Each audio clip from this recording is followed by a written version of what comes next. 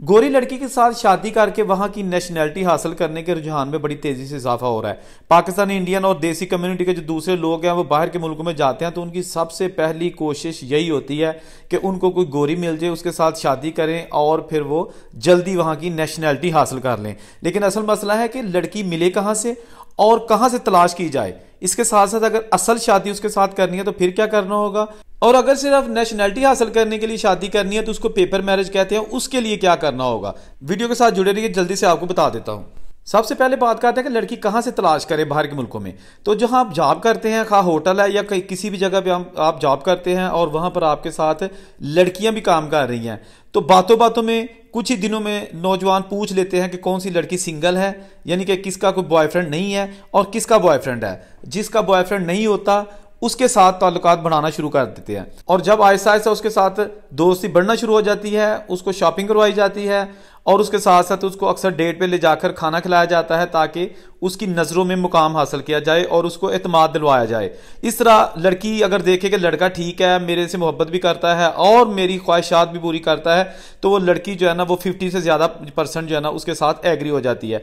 उसके बाद फिर आहिस्ता आहिस्ता वो मौका मुनासबत देकर लड़का उससे शादी की बात कर लेता है और ये प्रोसेस शुरू हो जाता है। शादी कर लेते हैं, इसके बाद लाजमी है कि वो दोनों एक घर में रहें और जिस घर में रह रहे हैं उसकी लीज भी दोनों के नाम पर मुश्तरका हो। एक मुश्तरका बैंक अकाउंट खुलवा लें जिसमें पैसे हों या ना हो, लेकिन वो दोनों के नाम पे हो। और अक्सर वो डेट पे जाएं तो तस्वीरें बना लें और अपनी जो एक स्टोरी है ना वो लिखकर इमिग्रेशन ऑफिस को दे दें कि जी हमने शादी कर ली है और हमारी शादी रजिस्टर्ड की जाए और मेरे पेपर जो है ना वो बनाने का अमल शुरू किया जाए। तो इनका इंटरव्यू भी होता है और इंटरव्यू में पूछा जाता है कि आप दोनों एक दूसरे के साथ कैसे मिले, कहाँ मिले, और ये दोनों से अलग अलग पूछा जाता है ताकि इनमें से कोई झूठ ना बोले। ठीक है जी। तो इस तरह ये इनकी वो शादी है जो लीगल तरीके से होती है और ये सच्ची यानी कि असल शादी होती है, साथ वाकई में रहते हैं और अक्सर के बच्चे भी पैदा हो जाते हैं। जब बच्चा पैदा हो जाता है या लड़की प्रेग्नेंट हो जाती है तो पेपर मिलने के चांसेस और बढ़ जाते हैं, बल्कि जल्दी मिल जाते हैं। अदरवाइज अगर आपके शादी को 2 साल हो गए हैं या 1 साल हो गया लेकिन बच्चा कोई नहीं है तो उस केस को थोड़ा सा लटकाया भी जा सकता है। बाज मुल्कों में बहुत ज्यादा लटका देते हैं और बाज मुल्कों में कुछ महीनों तक आगे लेके जाते हैं कि ये वाकई इनकी असल शादी है या इन्होंने सिर्फ ड्रामा किया हुआ है।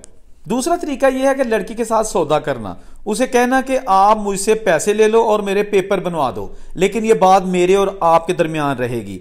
इस तरह लड़की उसको जितने उसको पैसे चाहिए होते हैं या जो रेट चाह रहा हो, जैसा कि 40,000 से लेकर $50,000 जो है ना वो लड़कियां लेती हैं शादी करवाने के लिए। ठीक है जी।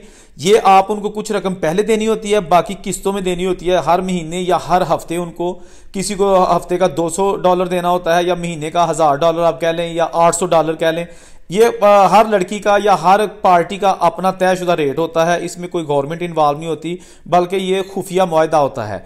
तो इसके साथ साथ ये जो पेपर मैरिज होती है ना, इसके दौरान आप लड़की के साथ जिस्मानी ताल्लुकात कायम नहीं कर सकते, आप उसके साथ इकट्ठे नहीं रह सकते, लेकिन आप अक्सर उसके साथ खाने के लिए जाते हैं ताकि हिस्ट्री बनती रहे, तस्वीरें बना लेते हैं। और बाज़ औक़ात लड़की आपकी मजबूरी से फ़ायदा उठाते हुए आपको बार बार कहेगी कि मुझे शॉपिंग करवाओ, मुझे शॉपिंग करवाओ, यानी ये वो शॉपिंग होगी कि जो उसके तयशुदा मुआवजा ना उससे हट के, तो ये मजबूरी का फायदा उठाना होता है। तो लड़के मजबूरन उसको फिर ये भी करते हैं, तो ये बहुत महंगा काम पड़ जाता है।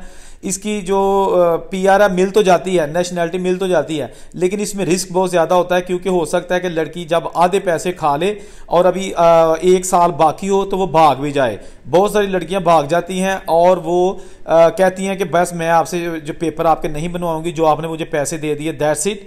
क्योंकि आप ऐसी सूरत में उस पर कानूनी कार्रवाई भी नहीं कर सकते, क्योंकि कानून की नज़रों में आप एक फ्रॉडियन हो जाएंगे और आप पर जालसाजी का मुकदमा दर्ज हो जाएगा। इसलिए पैसे गए, रात गई, बात गई।